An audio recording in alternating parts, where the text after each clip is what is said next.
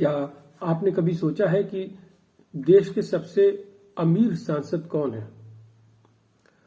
मैं आपको बता दूं, लगभग एक सप्ताह पहले इनकी मृत्यु हो गई है।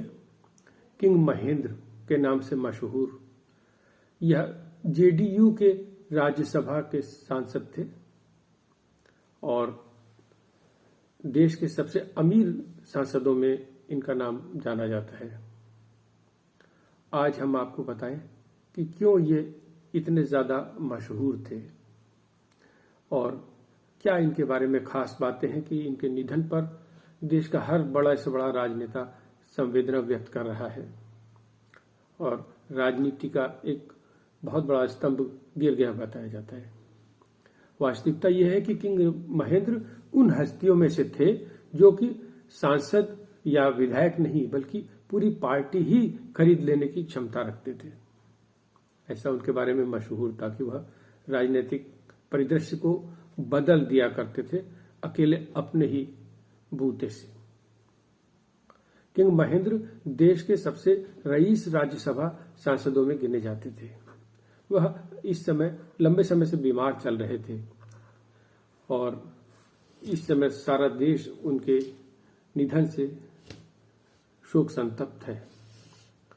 1985 से ही वह लगातार राज्यसभा सांसद रहे हैं। पार्टी चाहे कोई भी रही हो, वह कभी राज्यसभा का चुनाव नहीं हारे। किंग महेंद्र प्रसाद की मालिकाना संपत्ति करीब 4000 करोड़ की बताई जाती है। वह 2 प्रतिष्ठित दवा निर्माता कंपनियों के ओनर थे, जिनमें एक एरिस्टो है और दूसरी मैप्रा लेबोरेटरीज। इनकी कंपनी एरिस्टो देश की 10 सबसे बड़ी कंपनियों में से एक बताई जाती है। और मैं आपको यह भी बता दूं कि वह जन्मजात रईस नहीं थे, यानी रईसी उन्हें विरासत में नहीं मिली थी। वह एक गरीब किसान के बेटे थे जिन्होंने की अपनी मेहनत के दम पर यह मुकाम हासिल किया था। किंग महेंद्र का जन्म 1940 में बिहार के जहानाबाद जिले के गोविंदपुर गांव में हुआ था। वह राज्यसभा सदस्य सबसे पहले 1980 में बने थे, जब उन्होंने कांग्रेस के टिकट पर पहली बार आम चुनाव लड़ा था और जहानाबाद से लोकसभा सांसद चुने गए थे।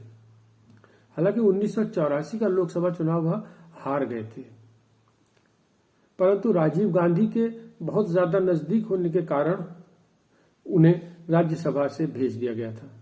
उसके बाद तो पार्टी कोई भी हो, वह चुनाव कभी नहीं हारे। बाद में वह जनता दल यू से जुड़ गए और नीतीश कुमार के भी खास बन गए। सन 2012 में जेडीयू की तरफ से राज्यसभा के लिए चुने जाने पर उन्होंने एक इंटरव्यू में कहा था कि यदि एक सीट भी खाली होती तो भी राज्यसभा के लिए मैं ही चुना जाता।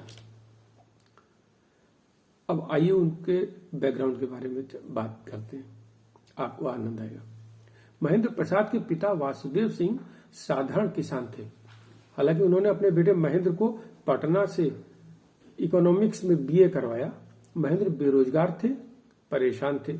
यह 1964 की बात है। उन्हें एक साधु मिला। उसने उन्हें एक पुड़िया दी और कहा कि पूरा परिवार इसे खा ले, तुम लोगों के दिन बदल जाएंगे। अब होता क्या है, उस पर विश्वास करके सभी ने उस पुड़िया को खाया, लेकिन ऐसा करने से उनके परिवार में 2 लोगों की मौत हो गई। इस हादसे के बाद महेंद्र बहुत व्यथित हुए और गांव छोड़कर मुंबई चले गए। लेकिन 16 साल बाद जब वो गांव लौटे हैं तो वो महेंद्र से किंग महेंद्र बन चुके थे। मुंबई जाकर उन्होंने क्या किया, पहले मुंबई में उन्होंने एक छोटी दवा कंपनी में साझेदारी की और फिर सफलता का मुंह देखते चले गए।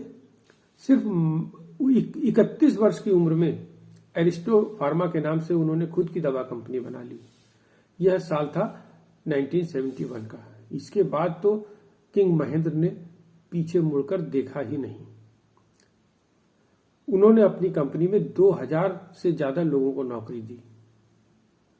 वह खुद कभी नौकरी नहीं करना चाहते थे, उनके बचपन के मित्र राजाराम शर्मा ने एक बार एक इंटरव्यू में बताया कि शिक्षक की एक नौकरी का ऑफर आने पर महेंद्र का कहना था कि मैं मर जाऊंगा, परंतु नौकरी तो कभी नहीं करूंगा। फार्मास्यूटिकल सेक्टर में महेंद्र प्रसाद ने खूब नाम और पैसा कमाया। एरिस्टो फार्मास्यूटिकल के अलावा उनकी कुछ अन्य कंपनियां भी थीं, जिनमें कि मैप्रा लैबोरेटरीज और इंडेमी हेल्थ स्पेशलिटीज का नाम प्रमुख है। इन सभी का मुख्यालय मुंबई में है। वियतनाम, श्रीलंका, म्यांमार और बांग्लादेश समेत कई देशों में उनकी कंपनी के ऑफिस हैं। जब तक वे स्वस्थ रहे, मुंबई, दिल्ली के अलावा विदेशों में भी अपना समय देते रहे। बताया जाता है कि अप्रैल 2002 और अप्रैल 2003 के बीच किंग महेंद्र ने 84 देशों की यात्रा की। आज के लिए तो ऐसे थे नहीं किंग महेंद्र, परंतु अगले एपिसोड में हम आपको बताएंगे कि कौन थे पप्पू यादव, जिन्होंने किंग महेंद्र को बार बार पत्नियां बदलने वाला कहा था, और किंग महेंद्र ने अपने बड़े बेटे को अपने घर और संपत्ति से बेदखल क्यों कर दिया था। साथ ही आप जान पाएंगे कि किंग महेंद्र के साथ लिव इन रिलेशन में रहने वाली वह महिला आखिर कौन थी। तो इस अरबपति सांसद की कहानी की अगली कड़ी जानने के लिए